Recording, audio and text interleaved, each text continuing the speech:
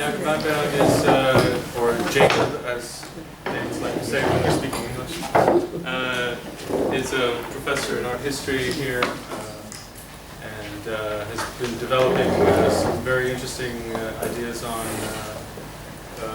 posthumanism and the post-human, especially, and avant-garde art, and particularly Duchamp. And he's very interested in kind of large-scale tectonics and historiography. His talk is entitled "The Readymades as Functional Epoché: The Readymades as Portals Between Dimensions." Thank you. In his closing address to "Where Do We Go From Here?", a symposium held at the Philadelphia Museum College of Art in March 1961, Marcel Duchamp speculated intriguingly on the future of art. In spite of all his anti-regionalism, the aging Duchamp wouldn't accept the dilemma of the last 100 years that forced artists to choose between the representative, the anti-regional, or the non-representative, the regional. Instead, the two strategies should be grouped according to what Duchamp termed their common factor. Apart from going underground, the artist of tomorrow will, quote, be led to pass through the looking glass of the retina to reach a more profound expression, unquote. In this paper, I would like to demonstrate that this prophecy of an Alice in Wonderland passage through the looking glass from retinal to anti-retinal was a deferred action in Hal Foster's sense. Half a century before, it had been performed by the Readymades, passing through Duchamp's own looking glass, the large glass. The common factor allowing the passage, I find, in a philosophy that probably influenced Duchamp strongly, ancient skepticism with its notion of suspension of judgment, Epoché.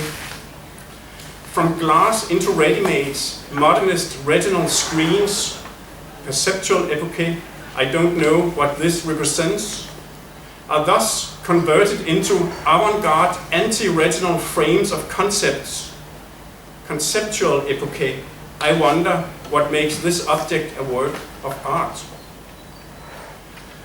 However, the ready-made conceptual frames also derive from what I will term functional epoché. I don't know the technological function of this object. In accordance with Giorgio Agamben's neo-Aristotelian reading of Herman Melville's story, Bartleby the Scrivener, from 1853, I read functional epoché as a downgrading of actualization in order to intensify potentiality. In the case of the ready-mades, those new thoughts that are provided by displacing mass-produced gadgets from their usual context. Whereas this lens of functional epoché is easy to link to a critique of capitalist instrumentalization of work and technology, it also allows us to compare the ready-mades downgraded actualization to the central event of the large glass, the bride stripped bare. My claim will thus be that the alchemical transformation from particularized marriage to vaginal prima materia is not only directed against the quasi-four-dimensional appearance of the motorized bride. It has already worked on the mechanical bachelor apparatus below. Having likewise their actualizations, their three-dimensional appearances, etched away by the transparent glass, the gadgets appear as still representation-bound retinal versions of the escapees, the anti-retinal ready-mades. But let's return to the common factor, the common denominator asked for by Duchamp between retinal and anti-retinal, non-representative and representative, modernism and avant-garde. Appropriating ideas from Giorgio Agamben, I suggest that such a common factor may be provided by the ancient Greek notion of epoché, suspension of judgment, literally holding back. Counteracting a civilization that has degenerated into over-differentiated perceptions and functions, Epoché could be seen as a pervasive strategy for modernist and avant-garde art that offers evolutionary refreshment, re-establishing lost potentialities amidst specialized actualizations by blocking perceptions or withholding functions or both. Modernist retinal abstraction could thus be described as perceptual epoché. I don't know what I see. Avant-garde anti-retinal matter orientation as functional epoché. I don't know the utilitarian use or goal of this or that object, event, action, or mediated phenomenon. Finally, both sorts of epoché are sub-phenomena of what I will term conceptual epoché, making indeterminate in the broadest sense the functions of objects in diverging circumstances. Introducing the ready-mades, objects that hover indeterminately between art and utilitarian technology, thereby frustrating both perceptions and functions in an ambiguous suspension of judgment. Duchamp became a pioneer in exploring epoché in the art world. Reintroduced in 20th century philosophy by the phenomenologist Edmund Husserl, the notion of epoché derived from ancient skepticism and its protagonist Pyrrho from Ellis. As was shrewdly remarked by the American critic Thomas McEvely in 1988, the skeptics had a pervasive resonance in Duchamp.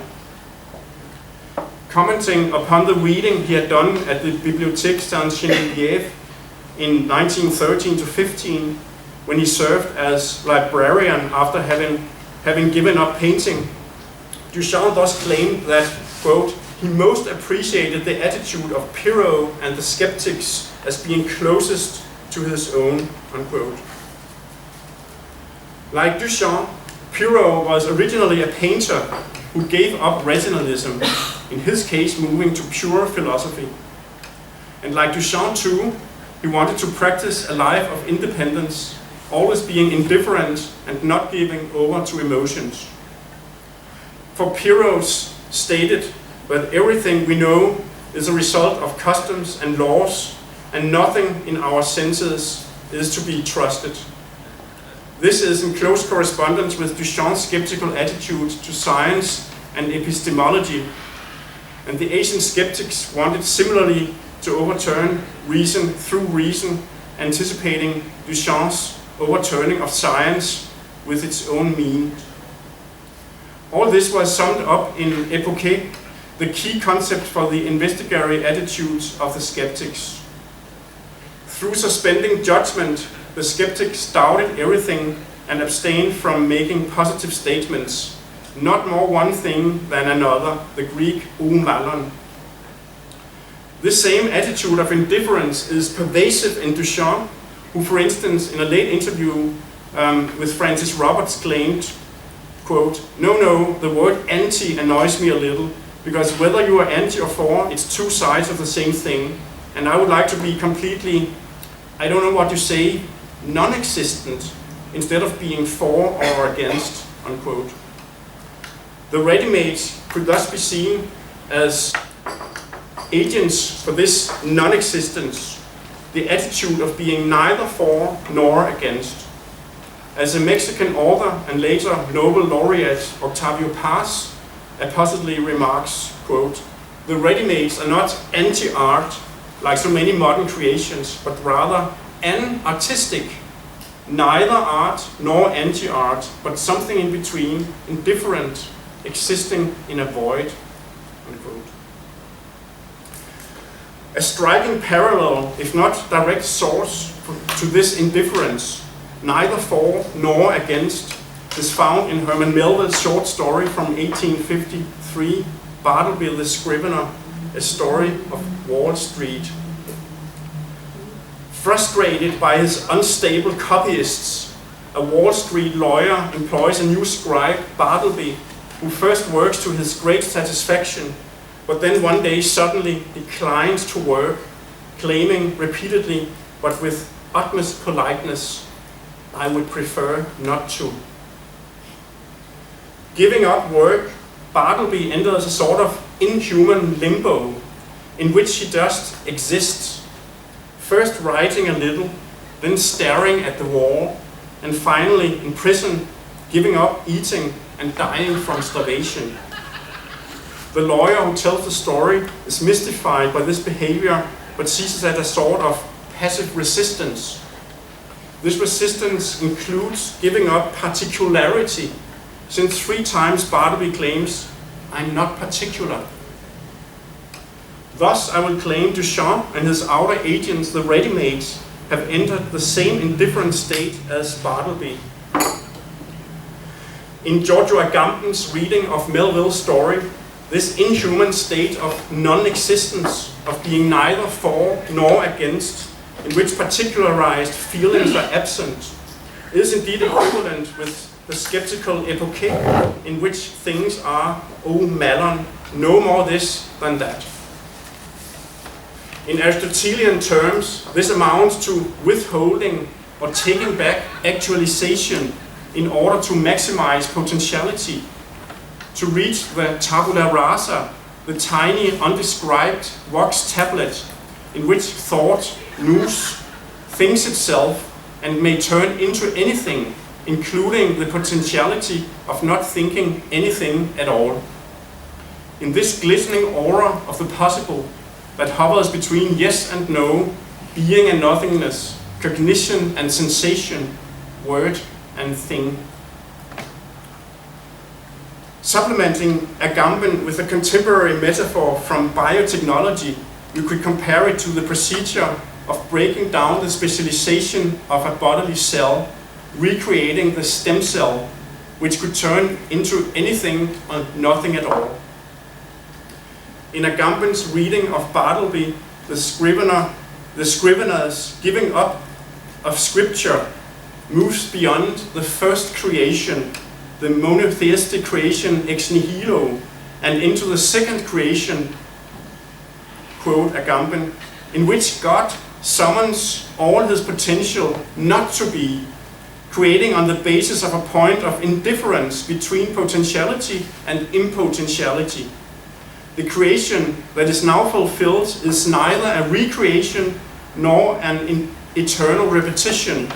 It is rather a decreation in which what happened and what did not happen are returned to their original unity in the mind of God, while what could not have been but was becomes indistinguishable from what could have been but was not, unquote. Translating this passage from religious into artistic creation, we could compare the first creation, the creation from nothing, with modernism's ideal of original invention, and the second creation, God's summoning of all his potential not to be, with Duchamp's decreation through the Readymades. Breaking down the actualization of already created objects, Duchamp calls back their original potential. Although Agamben does not refer to Duchamp in his Bartleby analysis, Duchamp is included in a whole horde of Bartleby's siblings in the splendid short novel Bartleby and Company from 2000 by the Spanish author Enrique Villamatas. The common factor of these siblings, real or invented, reaching from Melville himself to Hölderlin, from Balzac's Frenhofer to Musil's Man Without Qualities to Beckett's What, is a strange paralysis in relation to artistic creation, a pervasive I prefer not to. To more profoundly explore what this Bartleby-Duchamp correlation means, we should shift our lens from the theory of art to the theories of work and technology, or rather overlap these lenses. As has recently been discussed by the Italian Marxist philosopher Maurizio Lazzarato, Duchamp, like Bartleby, explicitly detested the capitalist work ethic in which you had to work and barter this work in order to live. Quote Duchamp, Who made all those little rules that dictate you won't get food if you don't show signs of activity or production of some kind? Duchamp asked in his interview with Calvin Tompkins in 1964, pointing instead to The Right to be Lazy, a book from 1883 by Marx's son-in-law, the French revolutionary socialist Paul Lafargue. In the perspective of work, the Readymades, by being automated products, violate that veneration of handicraft that had given artworks a new raison d'etre in competition with emerging industrialism. But they also disrupt the utilitarian goals that allegedly made factory work meaningful. If we shift our lens more specifically toward technology, we could all in all see Duchamp's shift from painting to the world of the ready-mades and the large glass from 1913 onwards as a troubled reaction to the contemporary rise of machinic technology and design and their support in the natural sciences.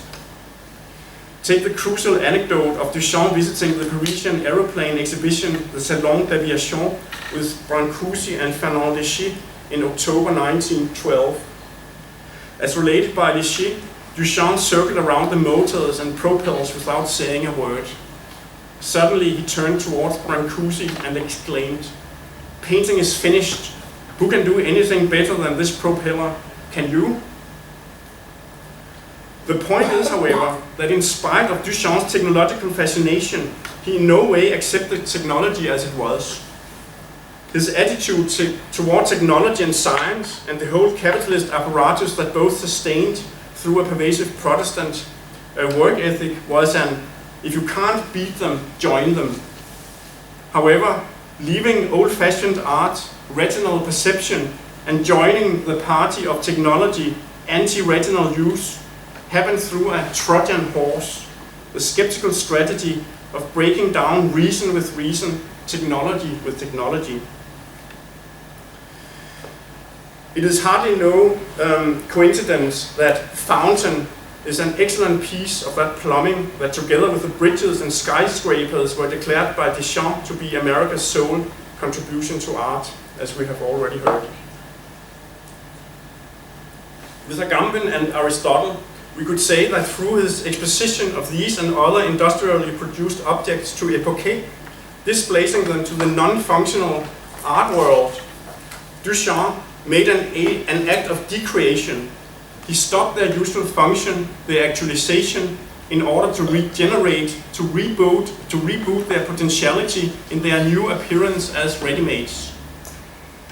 As a blind man, the little journal with the very anti-retinal name that followed Fountain's rejection in April 1917 specifies, as we already heard also, he, Mr. Mott, took an ordinary article from life, placed it so that its useful significance disappeared under the new title and point of view, created a new thought for that object.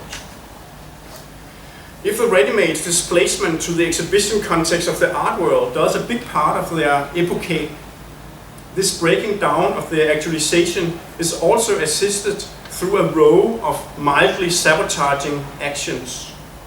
Arresting the bicycle wheel on a stool you can no longer sit on, at the same time as the wheel, freed from its tire, will rotate eternally to no use, according to Duchamp, like in masturbation.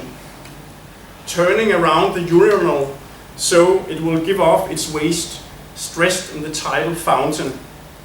Banging the coat hanger into the floor so you will stumble over it, stressed in the title Trebuchet Trap. Hanging the hat rack from the ceiling so you cannot reach it. Linking the snow shovel to predictions of how it will harm you while in use, stressed in the title In Advance of the Broken Arm. One likely source for this mild sabotage is Alfred Chéry's futuristic novel from 1902, Les Surmales, whose proto-surrealistic and indeed early post-human exploration of machinic sexuality pervades the large glass and also casts off ideas for other of Duchamp's works. In a way that is typical for the novel's mingling of machines and human bodies, a certain general remembers all the things he broke in his youth. Quote, When I was reading at the École Polytechnique, I often unhooked shop signs, unscrewed street urinals, stole milk bottles and locked drunks in hallways. And later when the general asked André Marqueux, the would-be super male, if he has dropped wrecking urinals, Marqueux answers, "What urinals? But my dear general, you can't call it a wrecking device, just demonstrating that it isn't strong enough to withstand the use it is designed for." So by completely dislocating and turning around a urinal, it seems Duchamp has fulfilled the implied shared wish of the super male, that of wrecking a urinal so much that it withstands the use it is designed for. In the formulation of the blind man, this exactly amounts to making the urinal's useful significance disappear and creating a new thought for that object. Hereby the urinal becomes just the most spectacular of the supermale's broken equipment and bodies, all pointing towards Readymades as generating new potential through making utilitarian tools dysfunctional. When discussing the Readymades as such mildly sabotaged technology, it is also revealing to cast a glance on Martin Heidegger's philosophy of technology. Although the German phenomenological philosopher wouldn't appear as Duchamp's most obvious bedfellow, his self-importance, veneration of rootedness, and antic seriousness contrasting Duchamp's self-irony, nomadism, and epistemological skepticism, Heidegger approaches Duchampian territory in his idea in Being and Time from 1927 that we only become conscious of technology when it fails.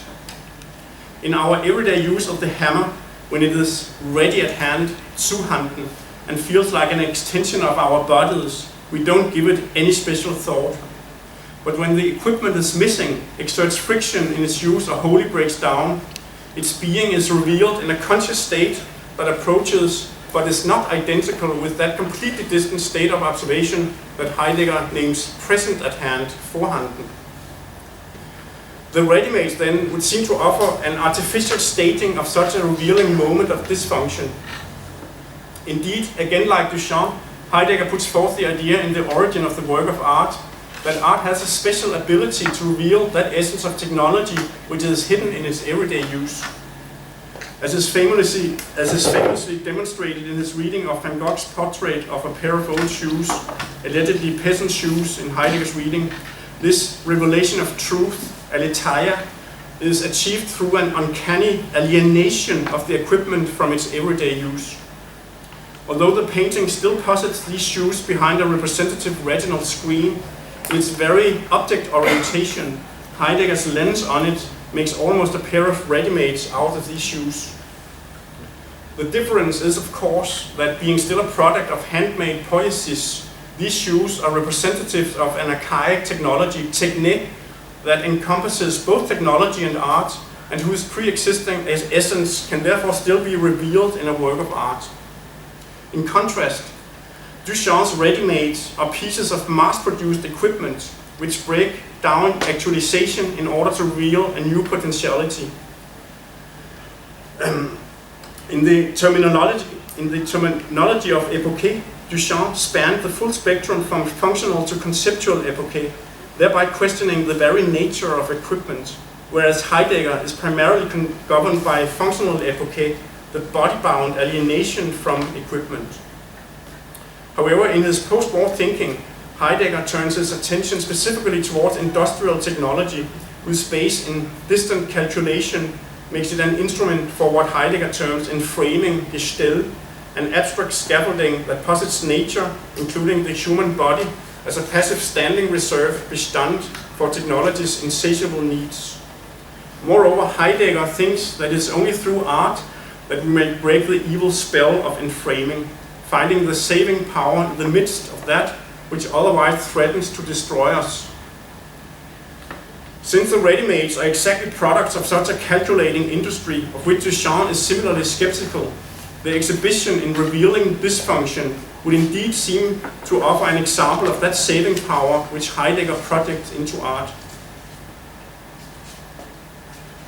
After this analysis of the ready-mades as critical interventions in industrial culture, we are better prepared, I hope, to understand them in the context of the bride to bear by her bachelor's even, the unfinished magnum opus that Duchamp worked on simultaneously with the ready-mades and the myriad of notes that inform both.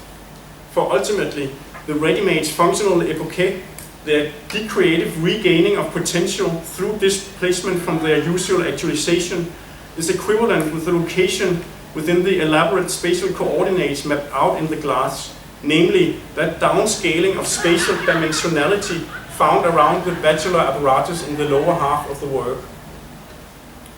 A powerful link between Duchamp's interests in epoché and dimensional mediation is provided by the alchemical imagery alluded to in the large glass seemingly so cryptic title. For without doubt, the notion of stripping bare the bride is a reference to that neo-alchemical universe which was part of speculative science around 1900, and some of whose key figures, including queens, brides, and virgins, find echoes in the proto-surreal universe of Alfred Jarry. The ready-mades epoché, the business of de-actualizing already functional gadgets in order to gain potentiality, is thus equivalent with alchemy's fundamental procedure. First purifying already existing dull materials into a more vaginal state, the so-called prima materia, and then from this reopened potentiality proceeding towards the production of gold. Fountain's transformation of a lowly urinal to art, piss to gold, armut to Richard would incarnate the most graspable example of Duchamp's use of this decreational U-turn in alchemy. By stripping bare the bride, taking away her actualized particularities, the bachelors thus aim to make her quite much like themselves, restoring her status as free radical. Translated into spatial terms, the reason for this desire is that even the bride's cubero-futurist dynamic space cannot depict four-dimensional space directly. Rather than fulfilling Henri Bergson's ideal of art as having a special capability for recreating that organic spatio-temporal continuity which Bergson named the durée, which we heard about before, the bride has to approach the space through a montage of fragmented two-dimensional projections of three-dimensional space. Translated into the different dimensional realms in the large glass, the stripping bare of the bride thus amounts to taking away her still compromised retinal surroundings, her incomplete four-dimensionality, which exactly is what we see in her skeletal appearance. This boniness and vacuity of retinal surroundings is then pre-given in the mechanical bachelor apparatus below, whose three-dimensional perspective has become strictly object-oriented. The objects themselves thus hover freely in the glass transparent mediations of the actual physical milieu of the work, having erased any represented backgrounds.